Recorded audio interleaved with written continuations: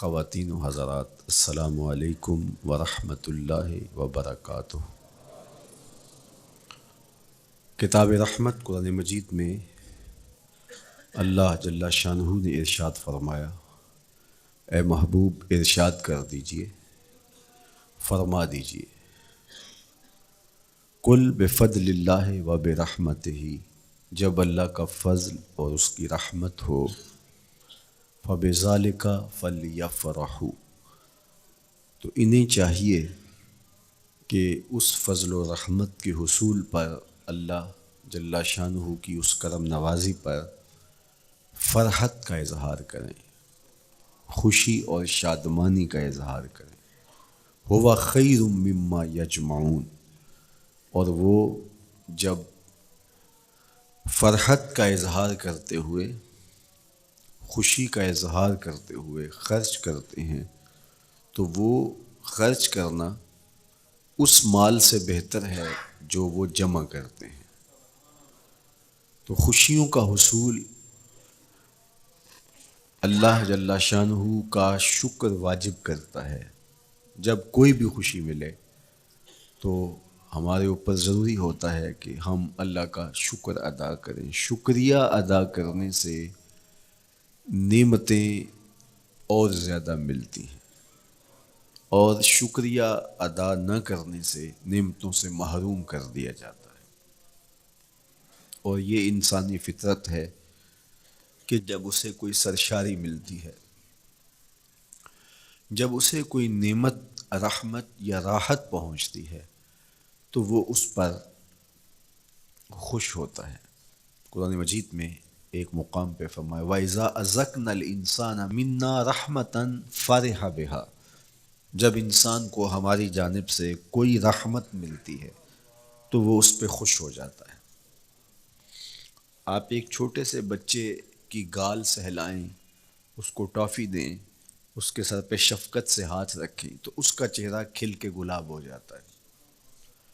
ٹھٹھرتے ہوئے ماحول میں کسی کو روک کے گرم چائے پلا دے تو اس کی طبیعت میں سرشاری آ جائے گی اور وہ آپ کا شکر گزار رہے گا۔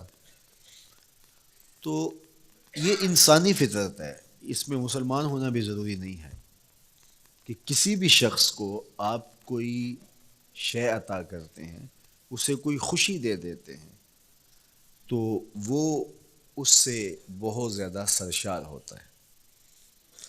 رحمتم منا، جو لفظ قرآن نے بیان کی ہے وہ ہے رحمتم منا، یعنی ہماری جانب سے اسے کوئی رحمت ملے۔ رحمتن نکرہ ہے یہاں، کوئی رحمت ملے، عام سی رحمت ملے، فرح بہا، تو اس رحمت کے ملنے پر وہ خوش ہو جاتا ہے۔ آپ کی اگر توجہ ہو تو رحمت ملنے پہ وہ خوش ہو جاتا ہے، اور اگر رحمت للعالمین مل جائیں تو پھر اس کی خوشی کا عالم کیا ہو، پھر اس کی مسرت کی کیفیت کیا ہو۔ یہ بات ذہن میں رکھیے کہ حضور کی آمد پر مسرت کا اظہار کرنا، خوشی کا اظہار کرنا، اس میں تو کوئی اختلاف نہیں ہے۔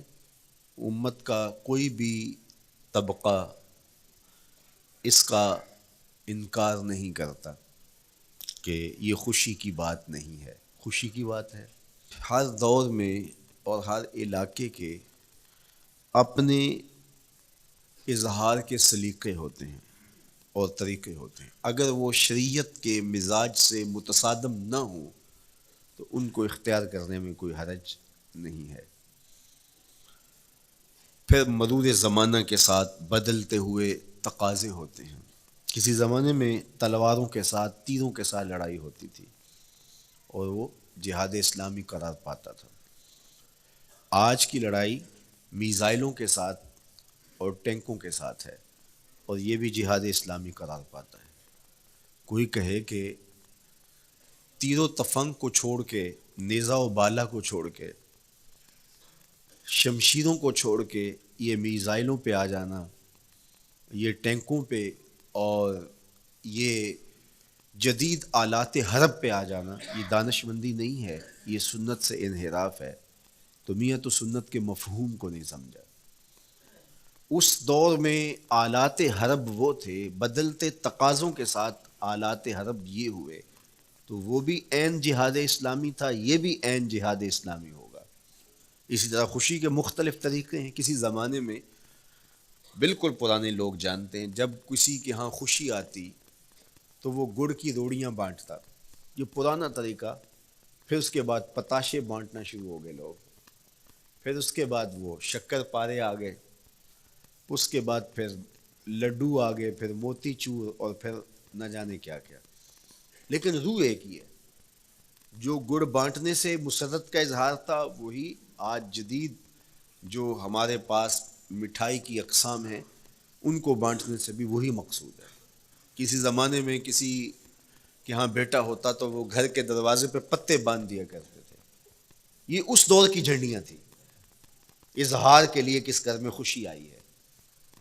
تو آج کے دور میں تو ہمیں پتے باندھے ہوئے نہیں ملتے۔ آج گھروں کے اندر ولادت مبارک کے یا مختلف طرح کے غبارے لگا دیے جاتے ہیں یا جھنڈیاں لگا دی جاتی ہیں۔ تو مختلف بدلتے ہوئے ادوار میں وہ طریقے ضرور بدلے، لیکن جہاں تک مسرت کا اظہار ہے وہ روح بعین ہی ہر دور میں، ہر علاقے میں، ہر جو ہے وہ کلچر میں موجود ہے۔ کسی بھی خوشی پہ مسرت کا اظہار، مسرت اور سرور اور کیفیت کا اظہار، یہ انسانی زندگی ہے۔ اسلام ہمیں مسرتوں کے اظہار اور شکرانے کی صورت کے بہت سارے طریقے دیے ہیں، اس میں سے روزہ رکھنا بھی ہے۔ ان طریقوں میں سے ایک طریقہ نوافل ادا کر کے شکر کا اظہار کرنا بھی ہے۔ خیرات بانٹ کے، لوگوں کو کھانا کھلا کے مسرت کا اظہار کرنا ہے، لوگوں کو لباس پہنا کے مسرت کا اظہار کرنا ہے۔ اور اسی طرح دعوت ہے، مختلف مواقع پہ مختلف چیزیں ہیں۔ پیر کے دن حضور علیہ السلام روزہ رکھتے تھے۔ پوچھا حضور آپ پیر کے دن روزہ کیوں رکھتے ہیں؟ قال فیہ ولدت، کہا اس دن میں پیدا ہوا تھا۔ تو اپنی ولادت کا حضور دن پیر روزہ رکھ کے اللہ کے شکرانے میں دن گزارتے تھے۔ گو حضور علیہ السلام کی زندگی کا ایک ایک لمحہ رب کے تشکر میں بسر ہوتا ہے، لیکن حضور نے اس کی وجہ بیان کر دی کہ میں اس دن کا روزہ خاص طور پہ اس لیے رکھتا ہوں، فیہ ولدت، اس دن میری ولادت ہوئی تھی۔ اللہ اکبر۔ تو حضور کی ولادت اللہ کی بہت بڑی نعمت، اور اس پر شکرانہ خود میرے حضور نے ادا کیا ہے۔ علماء نے لکھا ہے کہ حضور کی ولادت کی خوشی یہ اللہ کی رضا کا سبب اور ذریعہ ہے۔ آپ نے سنا علماء سے کہ دین کا سب سے بڑا دشمن جس کا نام لے کے مذمت کی گئی وہ ابو لہب ہے۔ پورے قرآن میں کسی اور کافر کا ابو جہل کا نام بھی نہیں، عتبہ عتیبہ اور امیہ کا نام بھی نہیں ہے، لیکن نام لے کر کے مذمت اگر کسی شخص کی گئی وہ تو ابو لہب کی گئی۔ حضور علیہ الصلوۃ والسلام جب کوہ صفا پہ جلوہ فراز ہوئے، وَأَنذِرْ عَشِيرَتَكَ الْأَقْرَبِينَ، حکم ہوا پہلے قریبی لوگوں کو آپ اللہ کا ڈر سنائیں۔ تو حضور علیہ السلام نے قریبی لوگوں میں محنت کی، تو قریش کو، صنادید قریش کو، بنو ہاشم کو بلایا، اور بلا کے حضور نے ایک بات کہی کوہ صفا پہ کہ اگر میں تمہیں کہوں اس پہاڑ کی دوسری جانب سے ایک لشکر آ رہا ہے جو تمہیں کچل دے گا تو کیا میری بات مان لو گے؟ تو انہوں نے کہا اگر نظر نہ بھی آیا تو ہم کہیں گے ہم اندھے ہیں، آپ سچے ہو، ہماری نظروں کو پھیر لگ رہا ہے، آپ جھوٹ نہیں بول سکتے، ہم نے 40 سال آپ کے شب و روز دیکھے ہیں، تو کیسے ہم یہ گمان کر لیں؟ تو حضور نے فرمایا اگر میری ذات پہ اتنا یقین ہے تو مان لو اللہ ایک ہے۔ تو ابو لہب سب سے پہلے بولا تبا لک ھنالک سائر الیوم الہذا جمعتنا، معاذ اللہ، کہ آپ کا معاذ اللہ ہاتھ ٹوٹ جائے، آپ نے اس لیے ہمیں جمع کیا تھا؟ تو اللہ تعالیٰ جل شانہ نے اس کا جواب دیتے ہوئے ارشاد فرمایا تبت یدا ابی لہب وتب، ظالم تیرے دونوں ٹوٹ جائیں، ظالم تیرے دونوں ٹوٹ جائیں۔ تو ابو لہب کا نام لے کے مذمت کی گئی، لیکن یہ بدترین کافر جب حضور کی ولادت ہوتی ہے تو اس کی لونڈی سویبہ اس کو جا کے خبر دیتی ہے کہ تیرے مرحوم بھائی کے گھر بیٹا پیدا ہوا ہے. تو یہ بہت خوش ہو گیا، اس لیے نہیں کہ نبی تشریف لائے ہیں، اس لیے کہ میرے مرحوم بھائی کے گھر میں چراغاں ہوا. تو بھتیجا ہونے کے ناطے اس کو ایک سرشاری اور خوشی ہوئی، اور لونڈی کے خبر دینے پر اس نے اشارے سے اس کو کہا جا تو آزاد ہے. اللہ اکبر. یہاں سے یہ بھی سمجھیں کہ حضور نے صحن کائنات میں قدم رکھا، غلاموں کو آزادی ملنے لگی، غلامی کی زنجیریں ٹوٹنے لگی. تو صحابہ کو کہا جا تو آزاد ہے. خیر ابو لہب کی ساری زندگی آپ کو پتہ ہے، لیکن جب مر گیا تو حضرت عباس رضی اللہ تعالیٰ عنہ کو خواب میں ملا. انہوں نے کہا سنا کیسی بیت رہی ہے؟ اس نے کہا سخت مشکل میں ہوں، ڈاڑھی تکلیف ہے، حضور کی مخالفت بڑی مہنگی پڑی. لیکن اتنا ہے کہ جب پیر کا دن آتا ہے، جس انگلی سے اشارہ کر کے لونڈی کو آزاد کیا تھا اس سے ٹھنڈا اور میٹھا مشروب بھی ملتا ہے اور عذاب میں بھی کچھ کمی ہوتی ہے. شارع مسلم امام نووی کے استاد امام ابو شامہ، جو بہت بڑا نام ہے حدیث میں، وہ فرماتے ہیں جب ایک کافر کو حضور کو نبی سمجھ کے نہیں بھتیجا سمجھ کے خوشی کرنے کا بھی صلہ ملتا ہے، تو ایک مومن جو حضور کا غلام ہے اور حضور کو امام اور مقتدا اور نبی رسول اور محبوب سمجھ کے خوشیاں کرتا ہے، اس کو اللہ کتنا کچھ عطا کرے گا. دوستاں کجا کنی محروم تو کے بعد دشمنا نظر داری. جب تو دشمنوں کو اتنا دیتا ہے تو دوستوں کو کتنا عطا کرے گا. تو حضور کی آمد پر مسرت کا اظہار، بشاشت کا اظہار، یہ اہل ایمان کا طریقہ رہا ہے.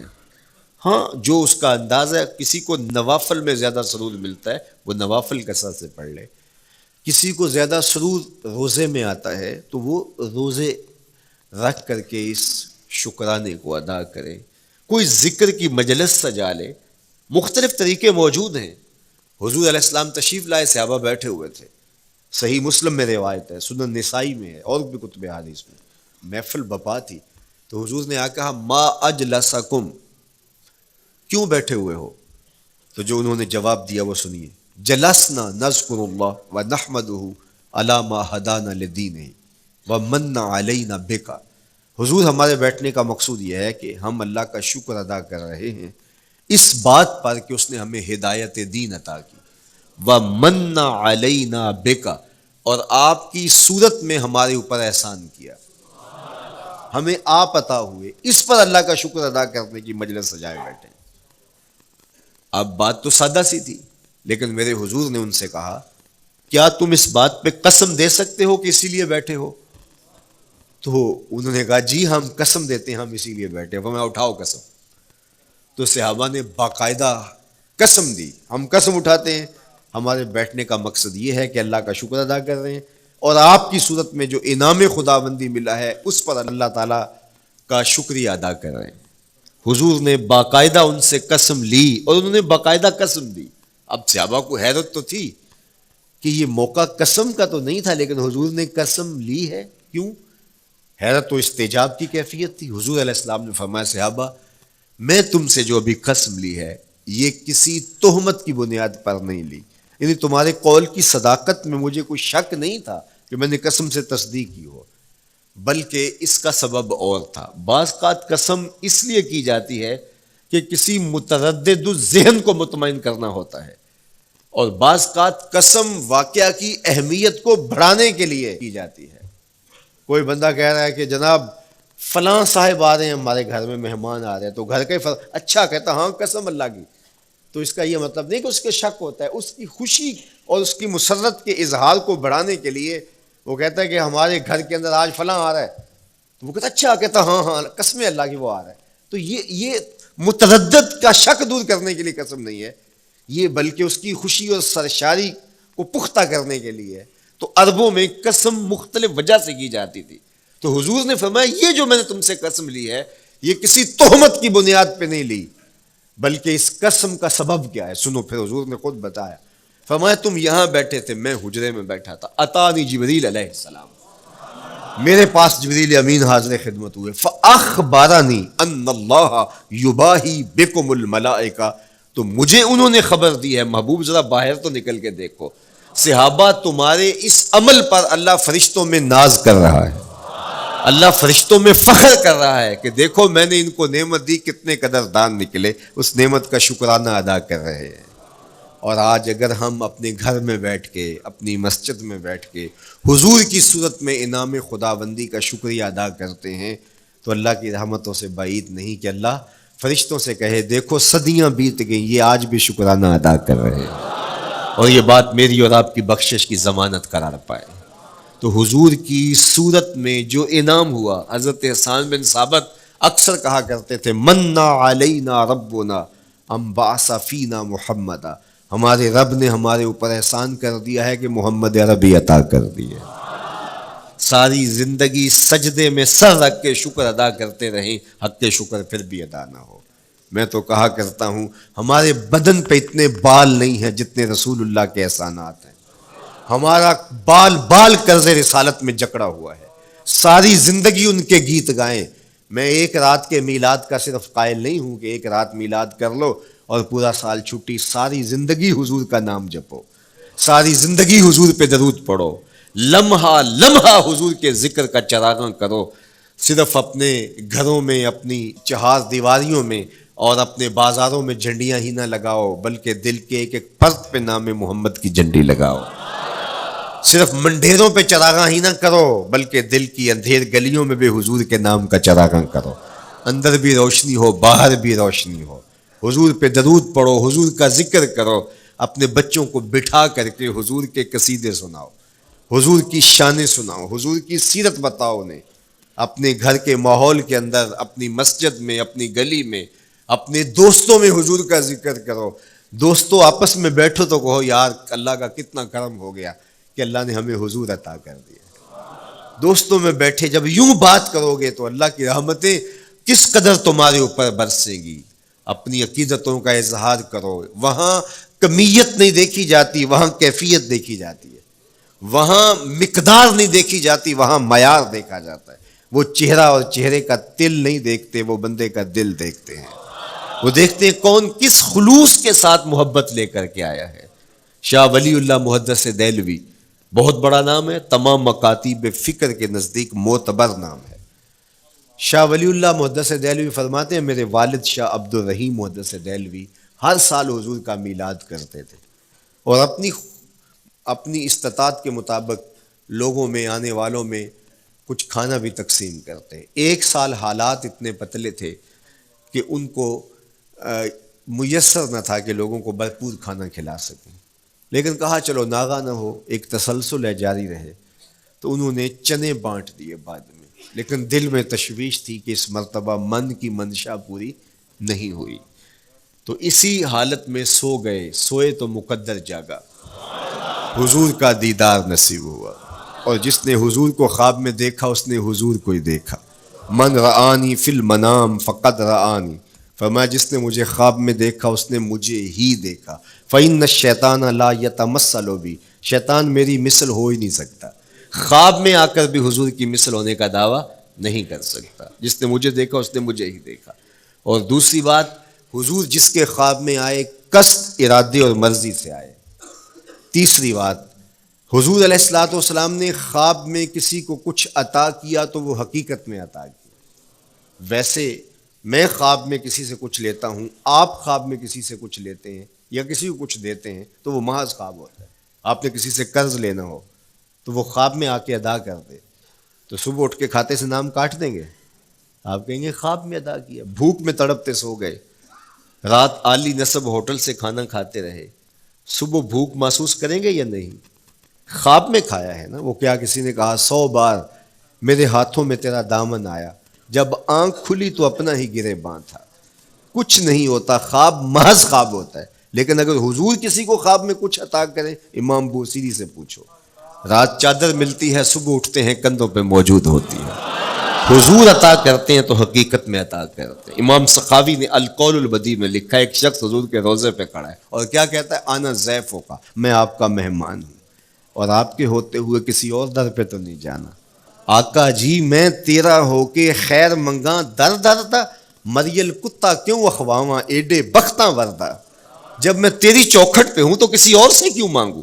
اور میرے امام بولے کون دیتا ہے دینے کو منہ چاہیے، دینے والا ہے سچا ہمارا، کوئی جھولی میں چند ٹکڑے ڈال بھی دے تو ساری زندگی جتلائے گا۔ اللہ اکبر۔ عارف عبد المتین نے تو قلم توڑ دیا نا، اور جتنے بھی سہارے ہیں سبک کرتے ہیں، عزت نفس بڑھاتا ہے سہارا تیرا، ہر آسرا کمزور کرتا ہے لیکن نبی کا آسرا سر بلند کرتا ہے۔ کسی چودھری کا، خان وڈیرے کا مانگت سر اٹھا کے چل سکتے کہ میں فلاں کا مانگت ہوتا ہوں اور جس کو خیرات مدینے کی گلی سے ملی ہو؟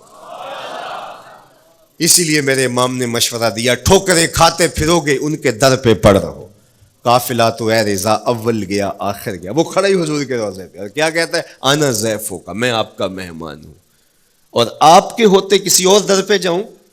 اللہ اکبر۔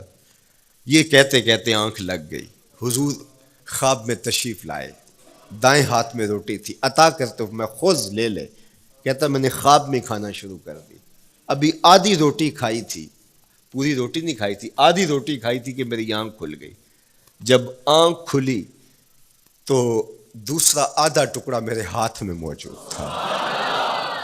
وہ دیتے ہیں تو حقیقت میں دیتے ہیں۔ تو شاہ ولی اللہ محدث دہلوی فرماتے ہیں کہ میرے والد شاہ عبد الرحیم محدث دہلوی نے خواب میں حضور کو دیکھا، اور چونکہ دن یہ عمل گزرا تھا اور کہ مہمانوں کو خاطر خواہ تواضع نہیں کر سکا تھا، تو حضور کے سامنے انواع و اقسام کی چیزیں پڑی ہیں، اور ان میں میرے والے چنے بھی موجود ہیں، اور حضور ان کے ساتھ شفقت فرما رہے ہیں۔ تو یہاں معیار دیکھا جاتا ہے، مقدار نہیں دیکھی جاتی، یہاں کمیت نہیں دیکھی جاتی، کیفیت دیکھی جاتی ہے، یہاں چہرے اور چہرے کا تل نہیں دیکھا جاتا، یہاں آنے والے کا دل دیکھا جاتا۔ یار چہرہ تو چمکدار تھا، اسی لیے ابو لہب کہتے ہیں نا شعلے کی طرح چمکتا ہوا، لیکن جہنم کا ایندھن بنا، اور کالے رنگ والا، ہونٹ موٹے ہیں، لیکن کعبے کی چھت میں کھڑا اذان دے رہا ہے، اذان ازل سے تیرے عشق کا ترانہ بنی، نماز تو اس کی دید کا ایک بہانہ بنی، ادائے دید سراپا نیاز تھی تیری، کسی کو دیکھتے رہنا نماز تھی تیری۔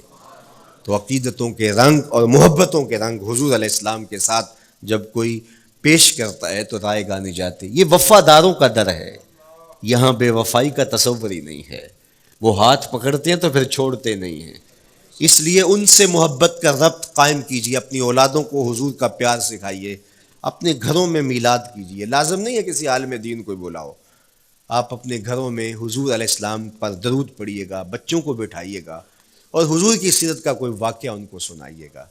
صحابہ اپنے بچوں کو بٹھا کر کے حضور کی سیرت بتایا کرتے تھے، حضور کا نقشہ بتایا کرتے تھے، حضور کے شمائل ذکر کیا کرتے تھے، اور کوئی صحابی ملتا تو تابعین جمع ہو جایا کرتے تھے، اور اسے پوچھتے تھے اچھا بتاؤ حضور کی صورت کیسی تھی، زلفیں کیسی تھی۔ یہی میلاد ہے نا، میلاد میں حضور کے فضائل کا ذکر ہوتا ہے، شمائل کا ذکر ہوتا ہے، خصائل کا ذکر ہوتا ہے، اور موسم حج کا ہے۔ ایک اونچے ٹیلے پہ حضرت سیدنا ابو طفیل چڑھ گئے، یہ آخری صحابی ہیں، اس کے بعد کوئی صحابی نہیں، آخر میں سب سے آخر میں فوت ہوئے 110 ہجری میں، حضور کے وصال کے 100 سال بعد تک زندہ رہے، اونچے ٹیلے پہ چڑھ گئے اور لوگوں کو کہا لوگوں آؤ، اس وقت روئے زمین پہ میرے علاوہ کوئی نہیں جس نے حضور کو دیکھا ہے، بس انہی آنکھوں نے حضور کو دیکھا ہے، کیا ناز ہے۔ میرے ایک استاد ہوتے تھے سر محمد علی حاشر، اللہ ان کی قبر پہ رحمت نازل کرے، تو وہ بڑے بڑے مشاہیر اہل سخن سے ملے تھے، تو وہ بات کرتے تھے، میں مولانا ظفر علی خان کا مصاحب رہا ہوں، میں نے اقبال کو دیکھا ہے، داغ دہلوی نے اپنے شاگردوں سے کہا تھا آنے والی صدیاں تم پہ ناز کریں گی، اے لوگو تم نے داغ کو دیکھا، تم نے داغ سے باتیں کی ہیں۔ یار جس نے داغ دہلوی کو دیکھا ہے وہ تو ناز کریں، جس نے اقبال کو دیکھا ہے وہ تو فخر کریں، جو مشاہیر اہل سخن کے پاس بیٹھتا رہا ہے وہ تو فخر کریں، اور جس کی آنکھوں نے جمال محمد عربی دیکھا ہے وہ اپنے مقدر پہ ناز کیوں نہ کریں۔ تو کہا لوگوں آؤ، اس وقت روئے زمین پہ میرے علاوہ کوئی نہیں جس نے حضور کو دیکھا ہو، آؤ مجھ سے حضور کی باتیں سنو۔ لوگ جمع ہو گئے اور کہا صف لنا رسول اللہ، تم نے حضور کو دیکھا ہے تو بتاؤ حضور کیسے تھے۔ تو حضرت ابو طفیل نے 3 لفظوں میں حضور کا حلیہ بیان کیا، یاد کر لو. حضرت ابو طفیل نے کہا کان رسول اللہ صلی اللہ علیہ وسلم ابیض ملیحا مقصدا. ایک تو چٹے رنگ کے تھے، ایک تو حضور کا رنگ گورا تھا. دوسری بات ملیحن، حضور کا حسن نمکین تھا. اور تیسرا مقصدا، حضور متوازن تھے، نہ قد لمبا نہ قد پست، سوا صدر والبطن، سینہ اور پیٹ برابر. لیسا بالطویل الممغط ولا بالکثیر المتردد، نہ پست کے عجیب دکھائی دیں نہ اتنے لمبے کے عجیب لگیں، بلکہ درمیانہ قد. لیکن اذا جامع القوم غامرہم، سن لو حضور کا قد تو درمیانہ تھا، لیکن جب لوگوں کے درمیان چلتے حضور کے کندھے لوگوں کے سروں سے اونچے دکھائی دیتے. یہ اللہ نے شان دی اپنے محبوب کو. مکھ چند بدر شاہ شانی، متھے چمک دی لاٹ، کالی زلف تے اکھ مستانی.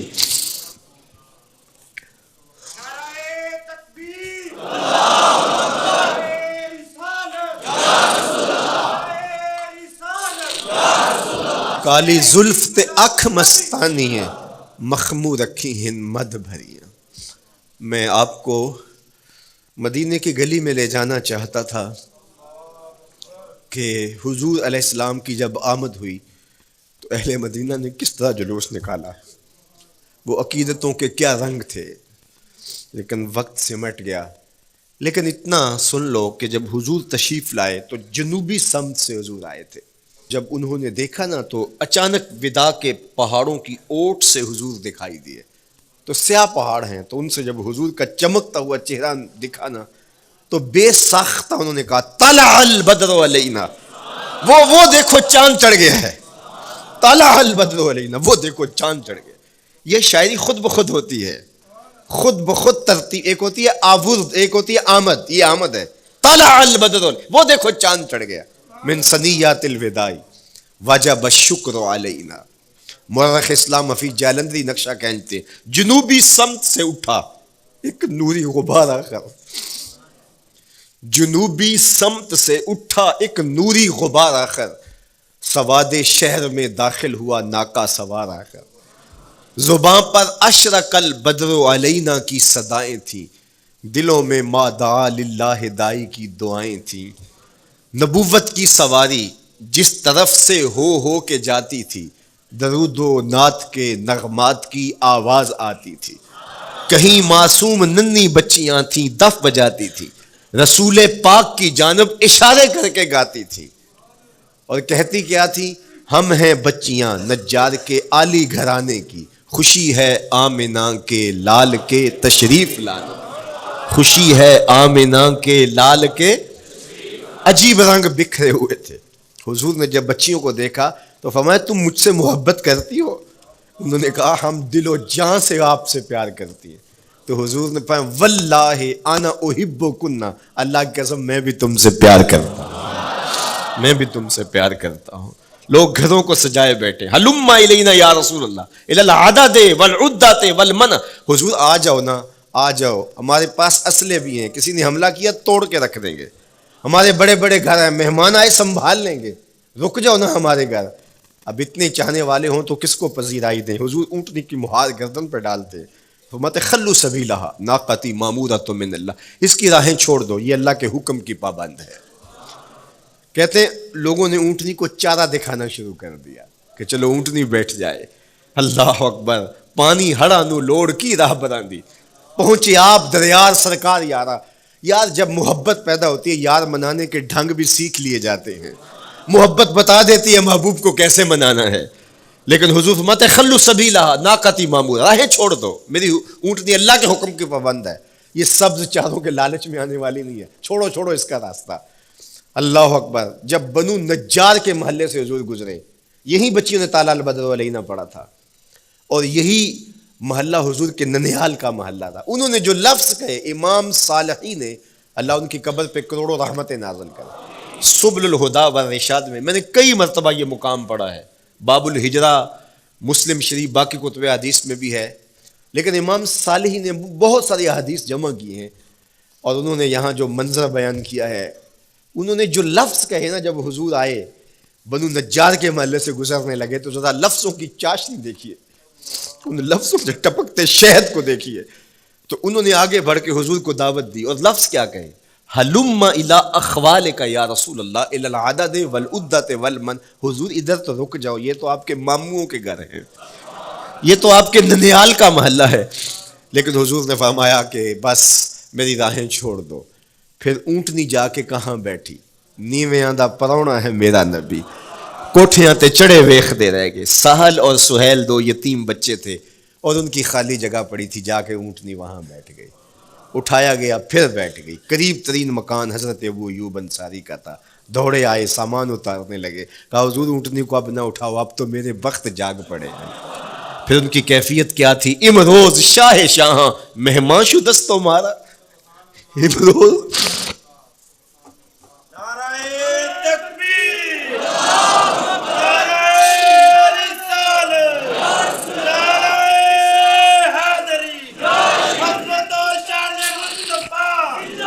امروز شاہ شاہاں مہمان شدست مارا، جبریل با ملائک درباں شدست مارا.